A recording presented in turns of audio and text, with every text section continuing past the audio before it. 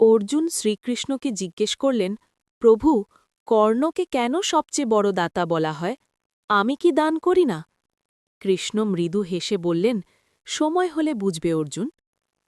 কৃষ্ণ দুটি স্বর্ণের পাহাড় তৈরি করলেন এবং অর্জুনকে বললেন সূর্যাস্তের আগে এই পুরো সোনা গ্রামের মানুষের মধ্যে বিলিয়ে দিতে। অর্জুন উৎসাহের সাথে কাজ শুরু করলেন।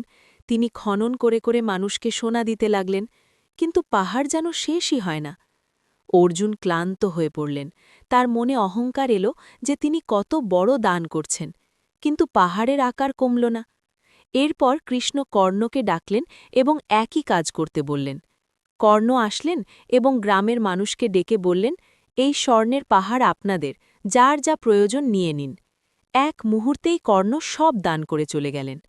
কৃষ্ণ অর্জুনকে বোঝালেন, অর্জুন দান করছিলেন নিজের নাম আর যশের জন্য, তাই সোনার ভার তার কাছে বোঝা হয়ে দাঁড়িয়েছিল। কিন্তু কর্ণ দান করেছেন নিঃস্বার্থভাবে।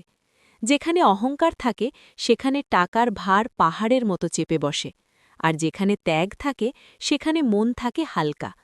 রেখো, টাকা মানুষের সেবার জন্য, কিন্তু অহংকার মানুষকে টাকার দাসে পরিণত করে।